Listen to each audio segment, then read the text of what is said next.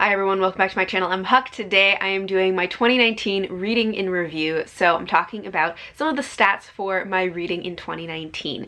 Now I'm going to keep this kind of low-key. I don't have any fancy like graphs or charts or anything for you because what happens every year is I see other people's videos where they go over all the stats for their reading, and there's some people who do like really cool in-depth ones, and I get really inspired and all excited about it, and I start like collecting all my data and everything, and then like halfway through I just lose steam and I'm just like, no, I don't want to do this anymore. So that happened again this year. Is I got all excited and I was like, this is going to be the year that I do like a really in-depth analysis of all of my reading stats. And then I lost steam partway through. So I do have some stats to share with you, but we're keeping it kind of low-key. Also, I'm probably going to be reading off of my notebook because I'm not going to remember all of these numbers. So the first thing I'm going to talk about is just how many books did I read in 2019. So I read 121 books in 2019, which is really great. That definitely surpassed my goal, and also is probably more books than I've ever read in 1 year in my life. So I was really pleased with that. My original Goodreads goal for 2019 was 50 books, which I was expecting to surpass, but not quite by this much. I actually reached 50 around halfway through the year, so then I was like, okay, we'll see if I can push it to 100 books since I have about half the year left.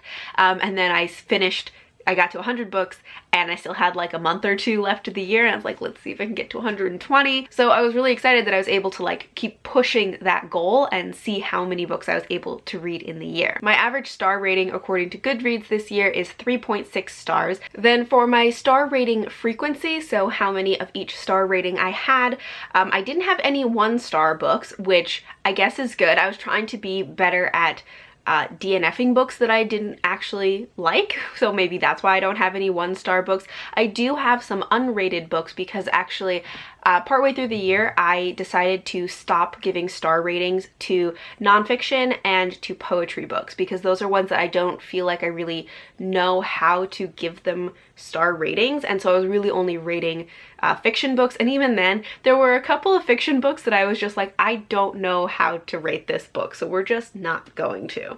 So that may skew my ratings a little bit.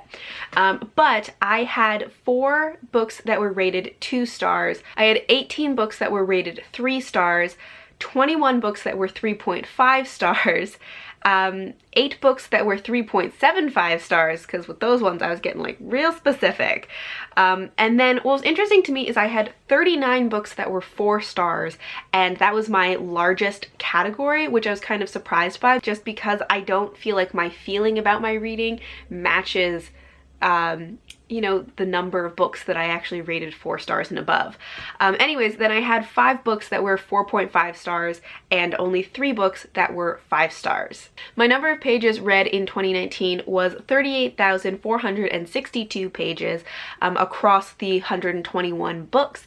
And that is actually counting though audiobooks, because a lot of times when I mark audiobooks as read on Goodreads, I don't specifically pick out that this is an audiobook versus a physical book, so it was actually counting the pages for audiobooks. I don't really care though, so that, you know, take that number with a grain of salt, that some of those are from audiobooks and not actual pages that I read with my eyes. But the average number of pages that I read per book was 318 pages. And then for the frequency of number of pages, I read 9 books that were under 100 pages. I had 41 books that were between 100 and 300 pages, 55 books that were 300 to 500 pages, and then only 15 books that were over 500 pages. The longest book that I read in 2019 was Jonathan Strange and Mr. Norrell, which I was not a fan of, but it was 782 pages. And the shortest book that I read was The Lost Sisters, which was 50 pages. It was a short story that is a companion to the Folk of the Air trilogy by Holly Black. In terms of my genre breakdown for the year, of course, fantasy was my largest genre for the year because I mostly read fantasy. So 74 of the books that I read were fantasy books, and then I kind of broke those down into subgenres within fantasy. So I had 3 books that were urban fantasy, 5 books that were either in the magical realism or fabulism category, 8 books that were historical fantasy, 26 books that were high fantasy, so books that were in their own magical world, and then 30 books that were contemporary fantasy and 2 anthology fantasies. And I thought this one was kind of interesting because the number of contemporary fantasies that I have, so books that take place in our world but have magic in them, were slightly more than the books of high fantasy that I was reading, so books that take place in their own magical world. And contemporary fantasy is something that's relatively new to me. I've only started reading it in the last couple of years, and it's not like, and there are some that I really enjoy, but it's not necessarily a genre that's like my favorite. And I consider myself much more of like a high fantasy reader, and that's more the kind of fantasy that I love. So I was surprised that I had so many contemporary fantasies, and I feel like that's something I might want to change, just like to shift a little bit for the coming year. Not that I want to stop reading contemporary fantasies, but I think maybe like the ratio should change a little bit, and I might want to focus more on those high fantasy books. So as I said, 74 of the books that I read were fantasy books. Then I had 5 books that were science fiction, 4 books that were historical fiction, 4 books that were just contemporaries, 14 nonfiction, and 16 poetry books.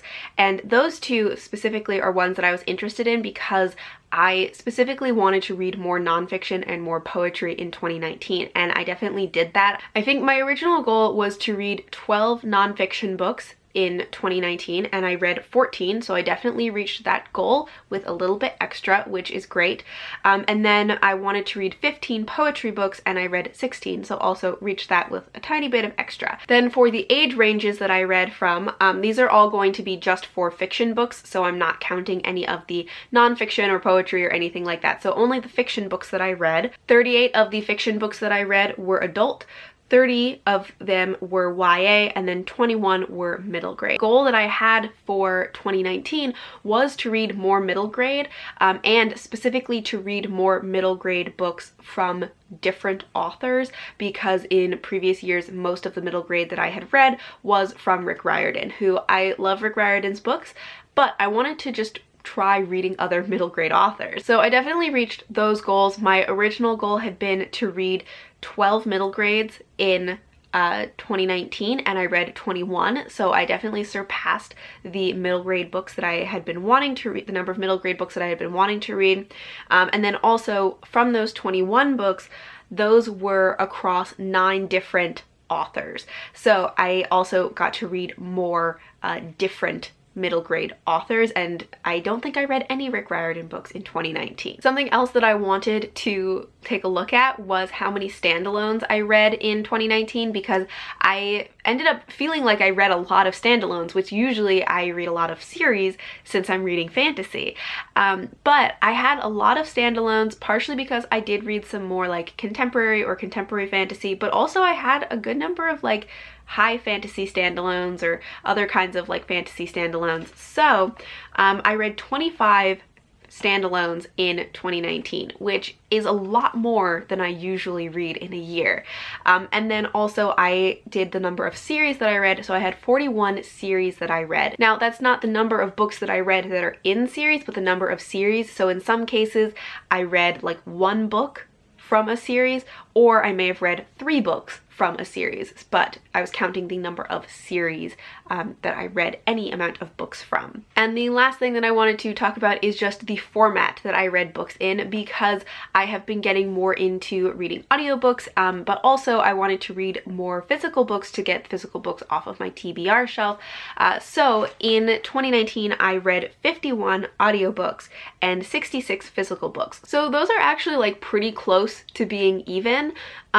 And some of the audiobooks that I listened to are even ones that I owned physically and just decided that I actually wanted to read them as audiobooks. So I was still trying to get books off of my physical TBR shelf. And then I had 4 books that I read as a mix of audio and physical. In most cases, that meant that I started them as a physical book, decided I wanted to try it as an audiobook, and switched over to audio. So those are all of the stats that I have for my 2019 reading. Thank you all for watching, and until next time, bye!